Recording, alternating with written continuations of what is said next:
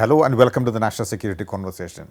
In November this year, on the 40th year of the first World Climate Conference held in Geneva in the year 1979, 11,000 scientists from 153 nations endorsed a statement published in the journal Bioscience. The statement reads, and I quote, "We declare clearly and unequivocally that planet Earth is facing a climate emergency. To secure a sustainable future, we must change how we live. This entails major transformations in the ways our global society functions and interacts with natural ecosystems." Unquote. There is no time to lose, the scientists say. The climate crisis has arrived and is accelerating faster than most scientists expected. It is more severe than anticipated, threatening natural ecosystems and the fate of humanity. Unquote. The scientists say the urgent changes needed include ending population growth, leaving fossil fuels in the ground, halting forest destruction, and slashing meat consumption. Another warning of the dangers of pollution and the looming mass extinction of wildlife on Earth was published in 2017. It was supported by more than 15,000 scientists and read out in parliaments from Canada to Israel. It came 25 years after the original world scientists' warning to humanity in 1992, which had said, "A great change in our stewardship of the earth and the life on it is required if vast human misery is to be avoided." Climate change undoubtedly presents an existential threat to humankind. It has been described as a threat without enemies, very much say unlike the nuclear threat. Climate change has no real enemies out there. Let's say we are the enemies. Indian, Pakistani or Chinese, we are all in it together. If we don't act now, we will be creating an unlivable planet for our future generations, but not so distant in future. Despite the clear and present danger that climate change is, there is very little conversation around it, and there is hardly any awareness about the security implications, if security is understood at a minimum level as survival of climate change. My guest today is Ambassador Chandrashekhar Dasgupta.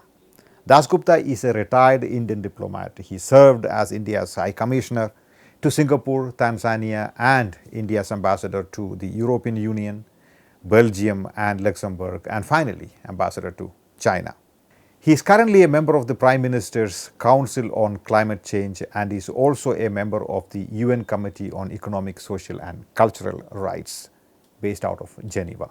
Welcome to the National Security Conversation, Ambassador Dasgupta. Thank you, a pleasure. Ambassador Dasgupta, today actually we see a lot more awareness about climate change among people today, especially among the youngsters, and yet you see all over the world you have a lot of climate change deniers in place, starting with the United States, Mr. Trump there, and also there's a lot of institutional apathy towards climate change.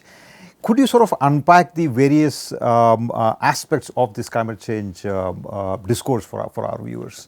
Well, in the mid-1980s, scientists came to the conclusion that we were on the verge of something which is unprecedented in the history of our planet.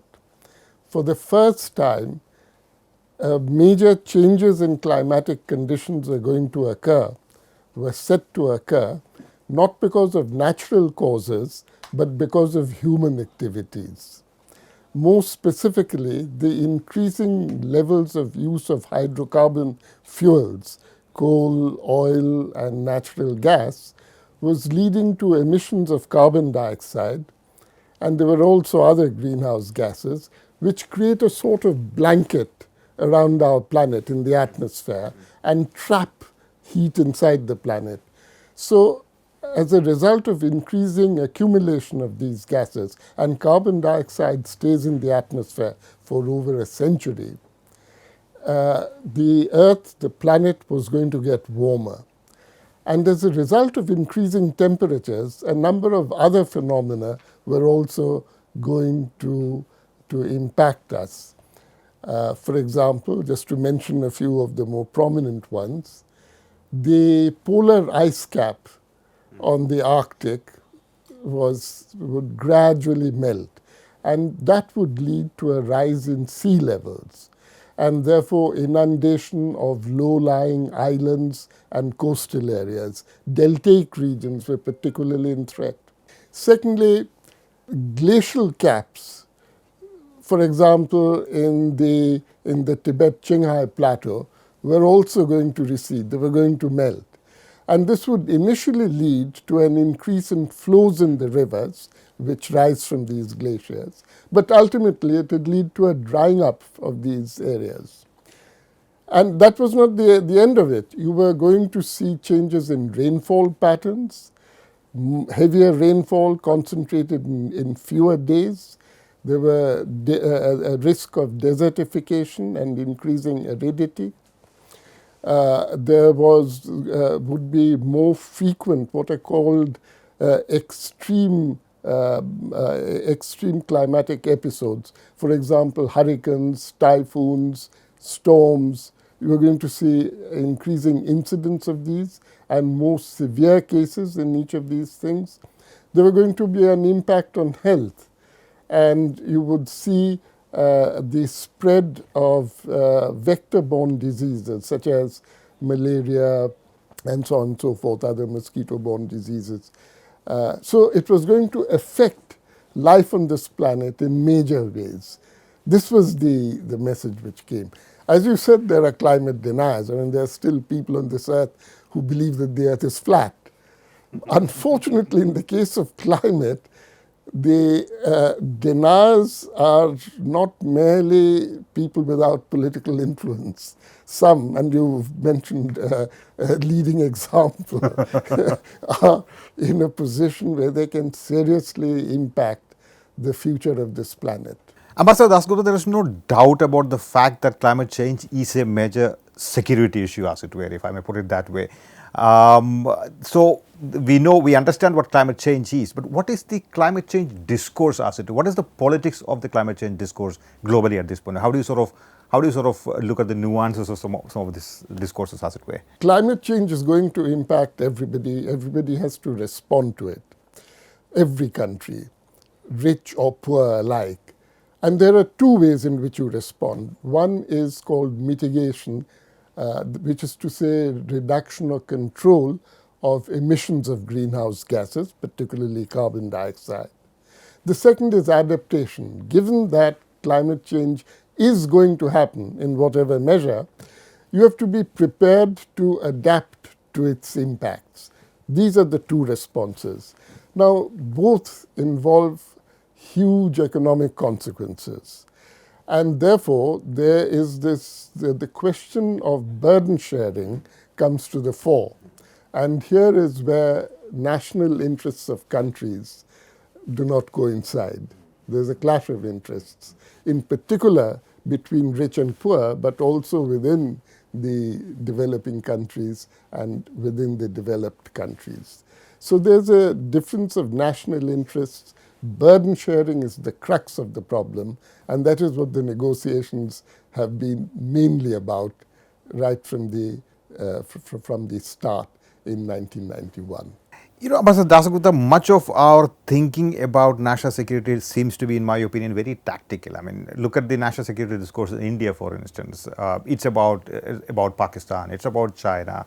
It's about what is going to happen, say, tomorrow. There is no futuristic thinking, as it were. How do we, looking at climate change as an existential threat, as it were, how do we as individuals and nations break out of such a mindset?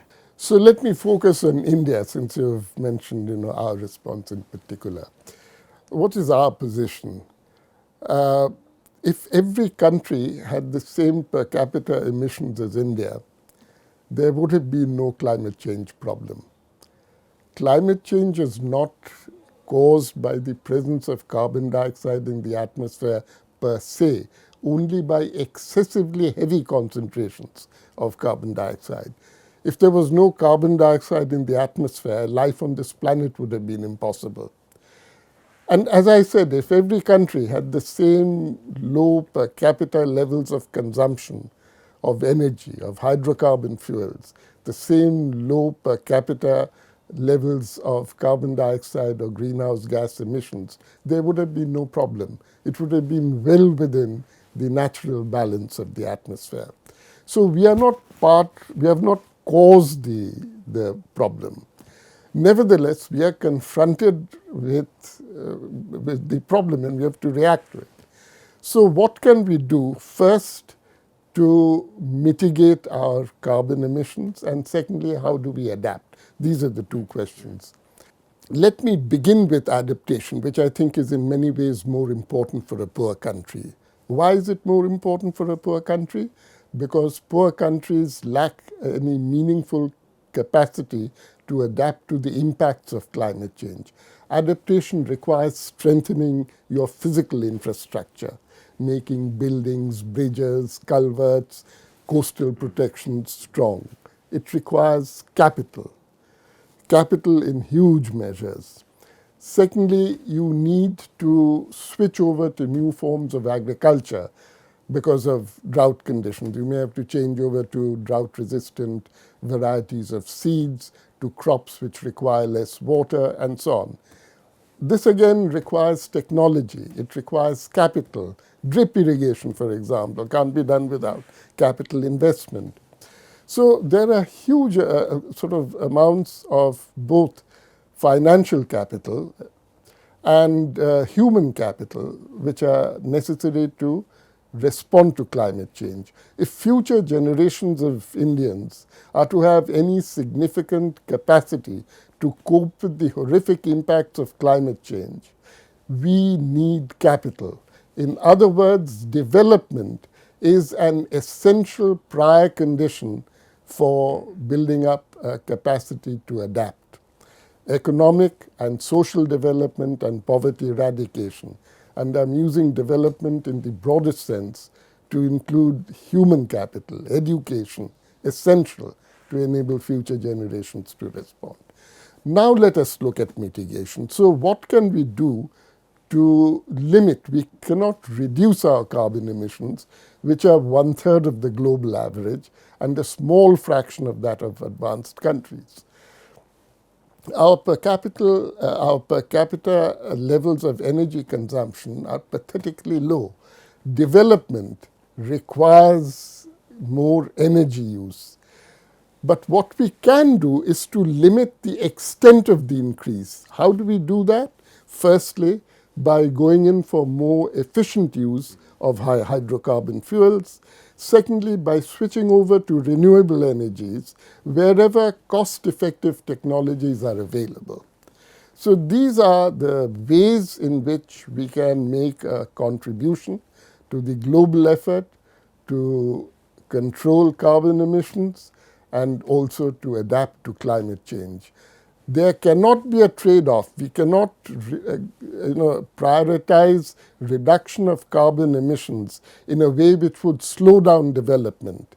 That would be a tragedy because it leaves you with no capacity to adapt to a phenomenon which others have caused. Right. But this environment-friendly development, as it were, in the developing world would also require more technology transfer from the developed countries. Is that happening? What is the sort of status of that discussion, as it were? Well, there's a fundamental difference in the approach to technology transfer.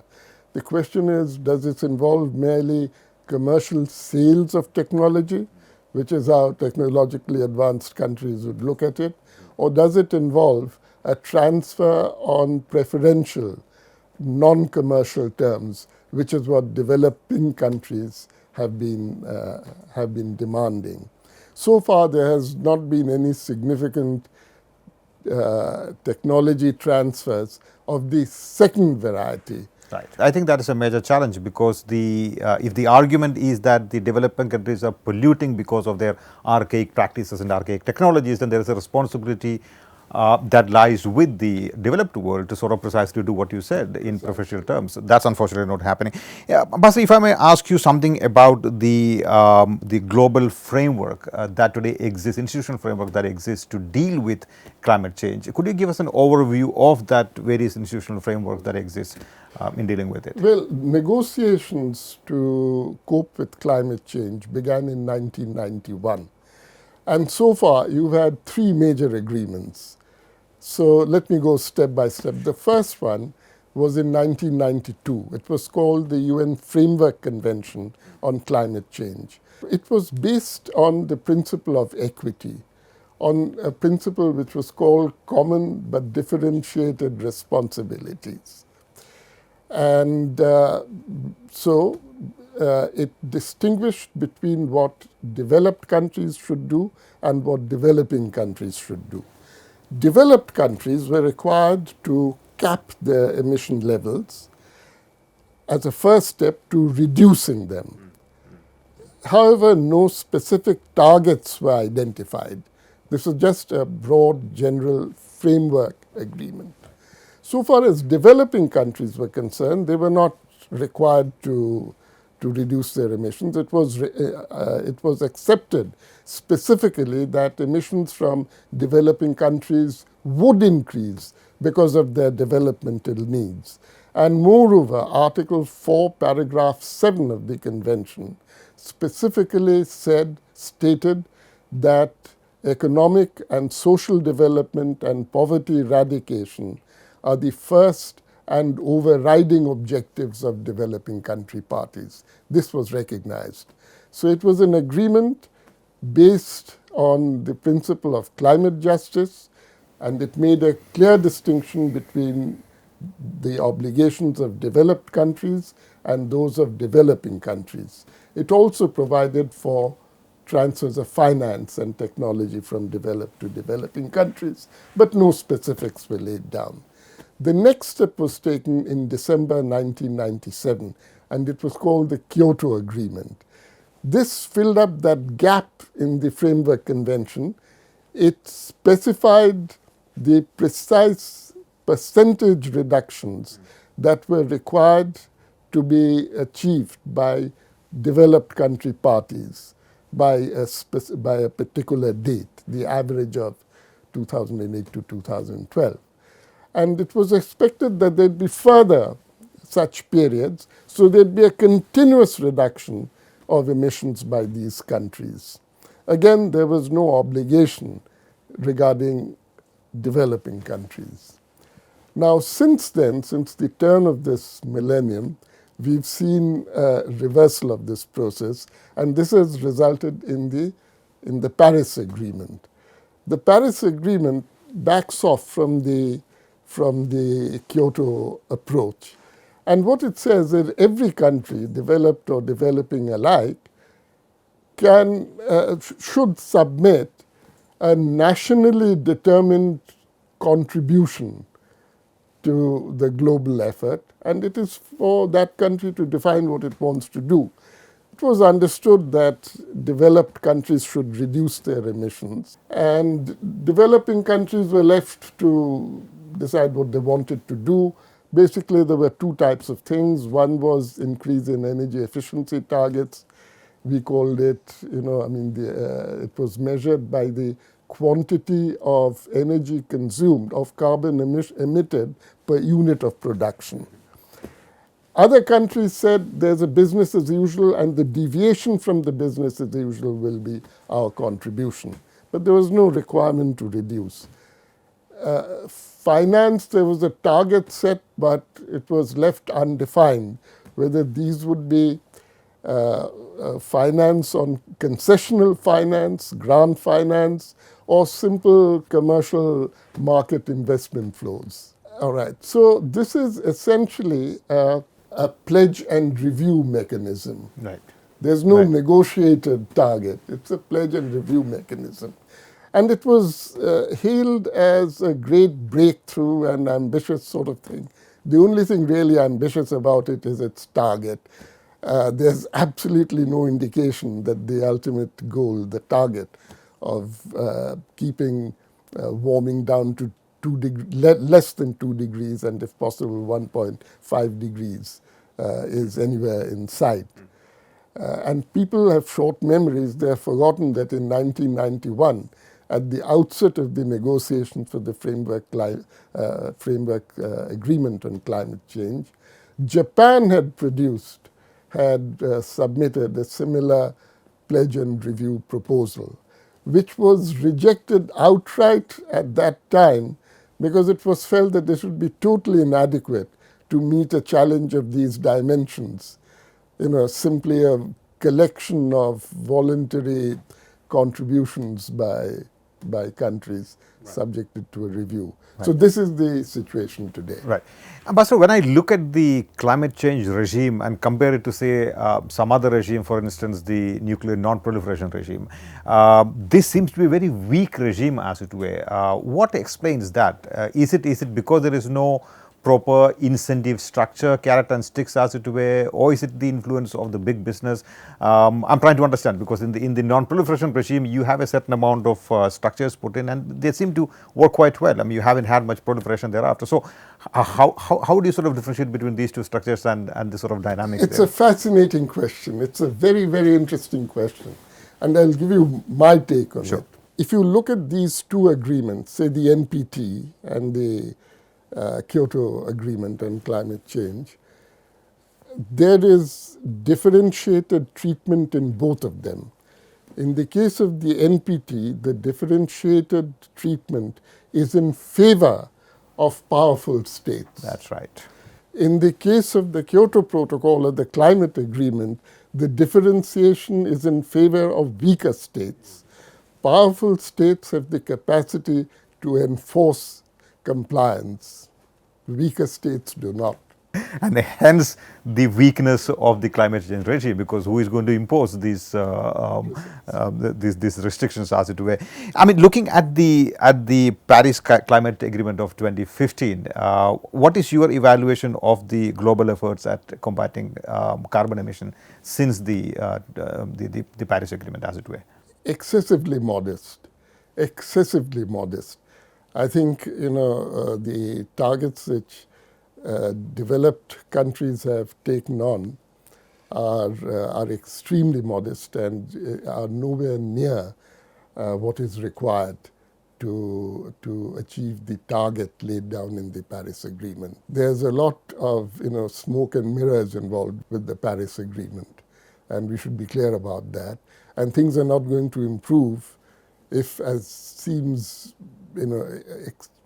more than probable, the United States finally withdraws in 2020. So what is the future of the climate negotiations in the days to come, given the fact that the Americans are going to withdraw and this is probably going to fall flat? So where do we go from here? Well, let me say two things. Firstly, the Paris Agreement, to my mind, is far from being an ambitious agreement, as I've said. Having said that, it's the best agreement that is available.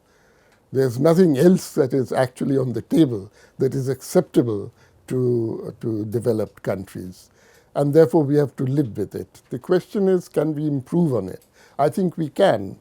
Certainly, hopefully public pressure will have some impact on raising ambition levels in developed countries. But I think, and this is purely a personal view and maybe an idiosyncratic view, I think it is necessary to engage states and cities, subnational entities. When we say that the United States is opting out, what we mean is Washington is opting out. But there are a large number of US states, not only Canada, but several of the northeastern states have quite ambitious plans for climate change mitigation, climate mitigation. And I think we need to see how we can allow these countries to participate more directly in the work of the Paris Agreement.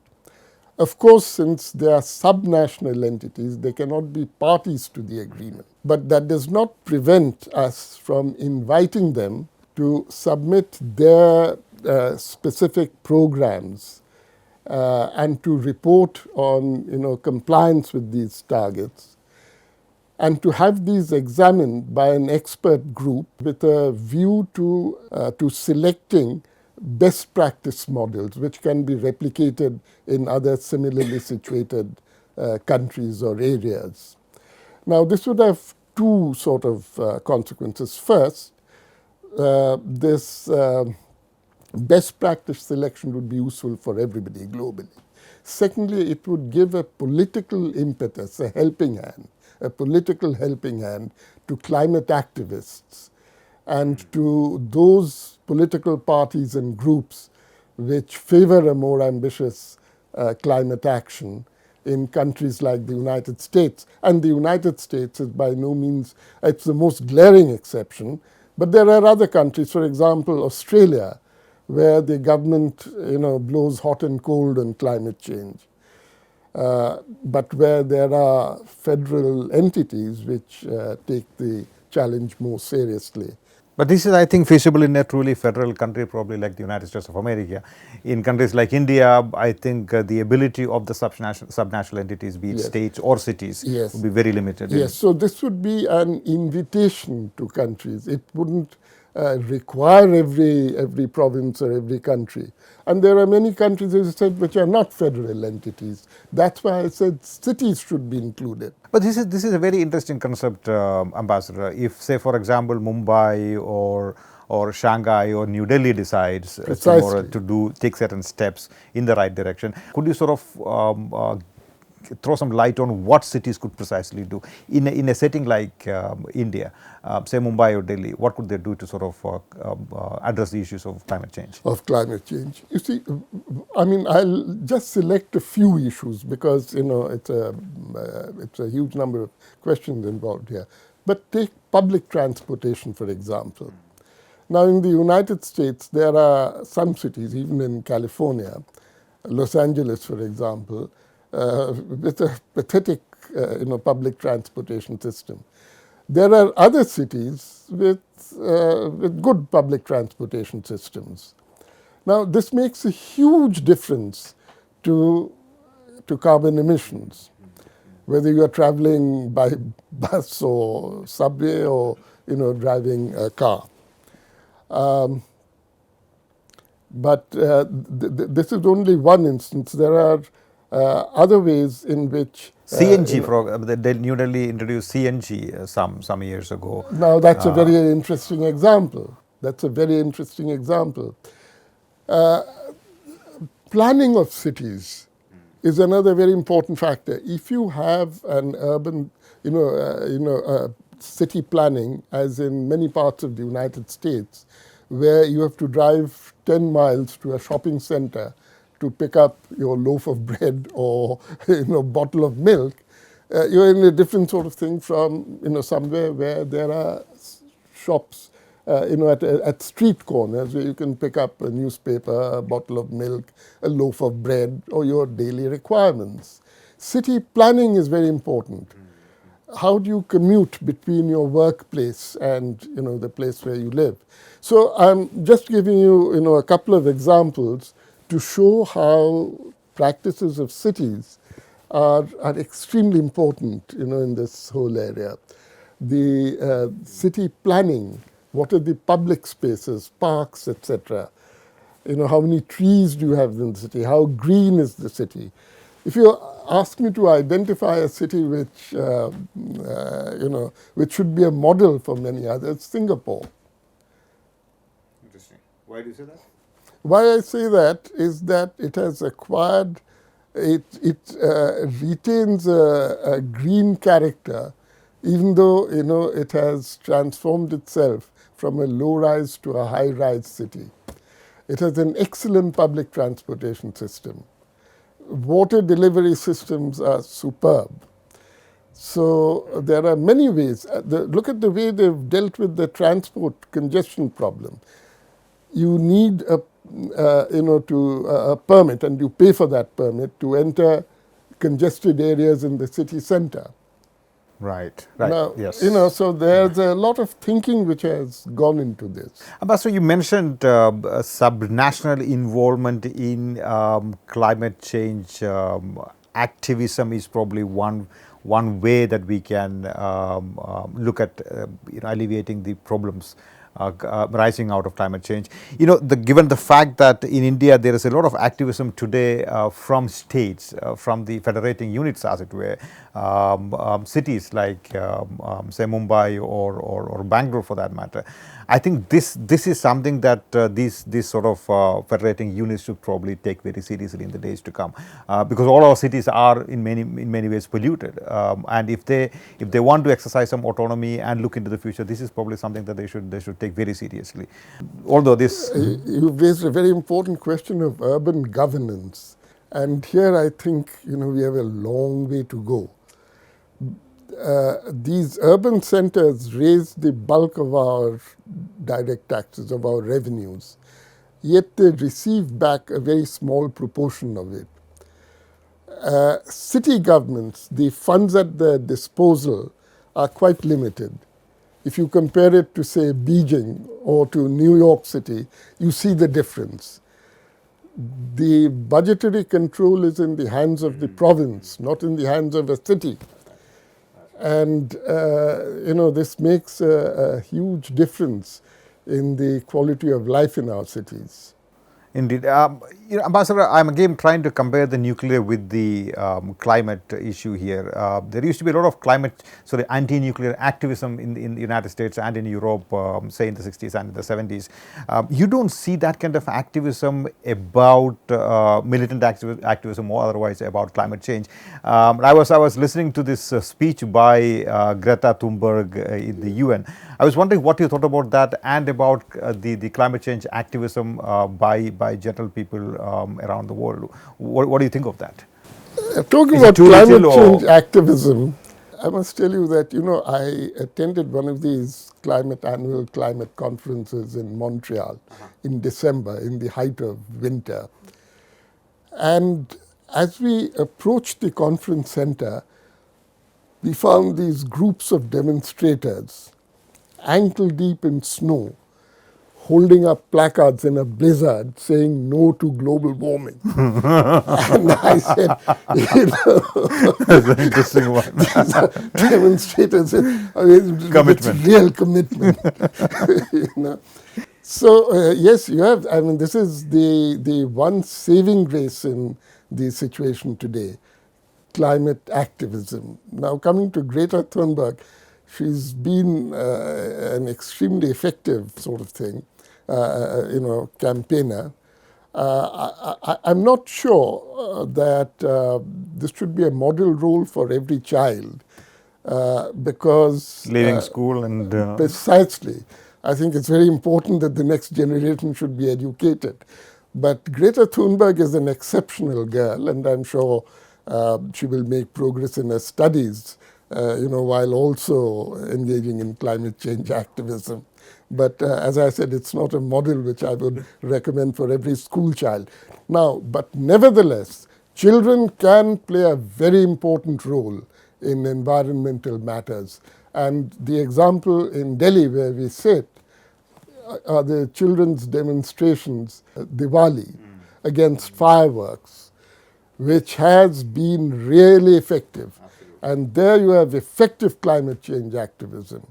This is interesting. Ambassador, I was looking at the Ministry of Environment, Forest and Climate Change.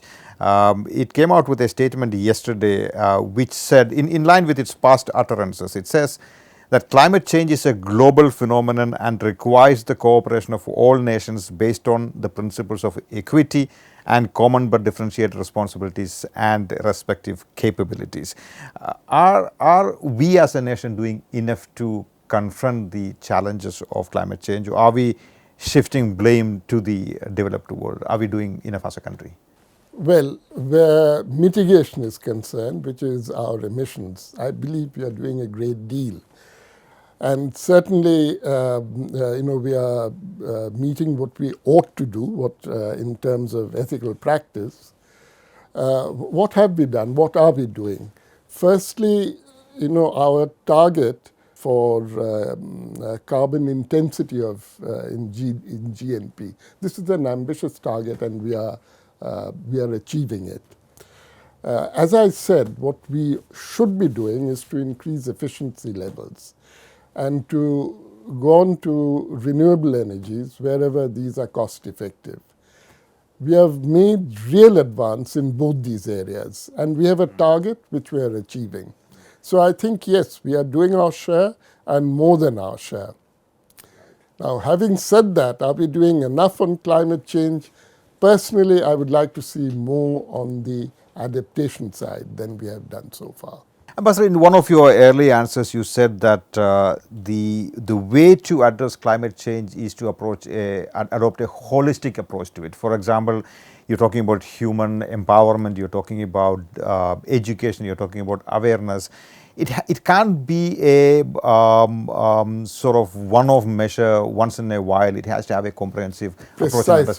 Is that kind of understanding, does that exist within the Indian state, within the government? Is that our approach? It's a good question. I think there is a general awareness of that at the highest levels of government. But this is, whether it has gone down to every level of government is another matter. Climate change is a thing about which every level of governance must be engaged in, right down to the panchayat level. And I think we have some way to go to meet that target. Right, Ambassador. My final question is about about India and Pakistan, or the region in general. In fact, we've seen water depletion becoming a major problem for both India and Pakistan. We are looking at pollution becoming a problem for Lahore and Delhi. So, I mean, notwithstanding the current contingencies about terrorism, Kashmir, and the other issues, are there other ways that the two countries can collaborate on some of this? Are there ways to cut through this and sort of talk about some of these issues? Or is that really too idealistic a thought? Well, I think there are opportunities for constructive engagement here. Exchange of information, for example, on how we cope with water shortage. And we have similar problems on both sides. Essentially, both on our side and on the Pakistani side of the Punjab divide, we are encouraging rice cultivation, the cultivation of a water-intensive crop, right, because of the support prices. So you have sort of huge levels of wheat and grain in your storages,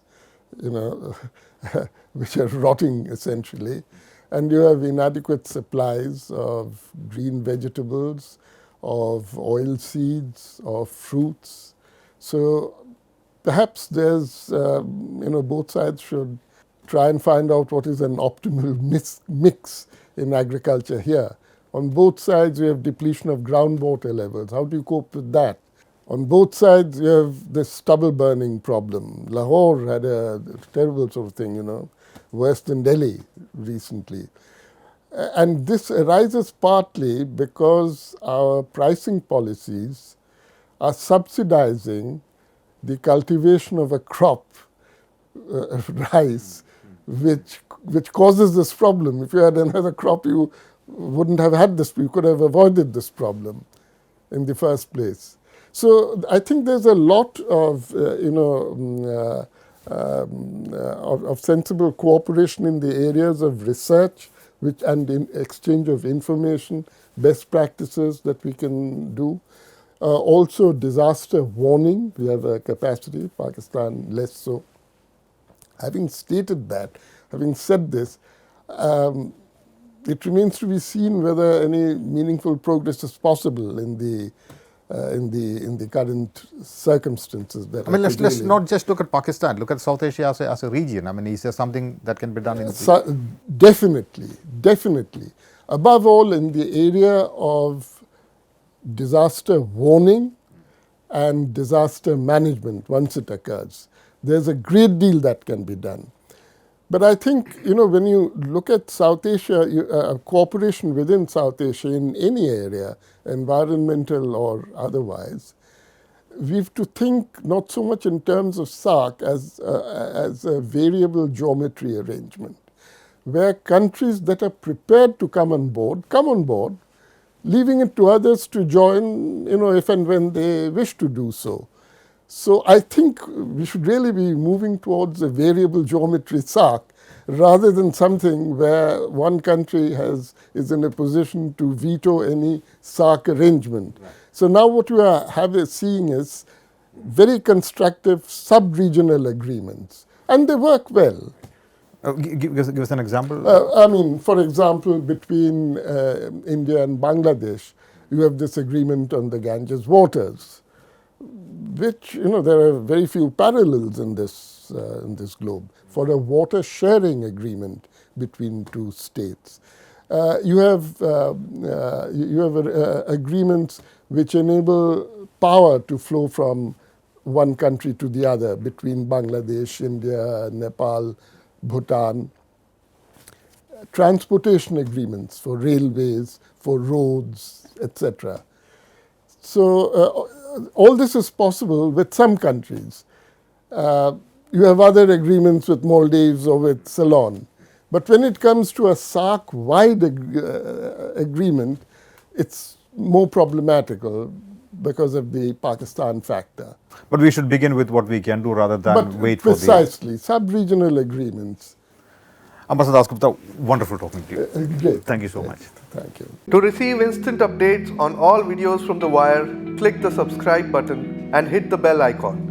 Pay to support independent journalism. Click the link in the description and choose the amount you want to pay.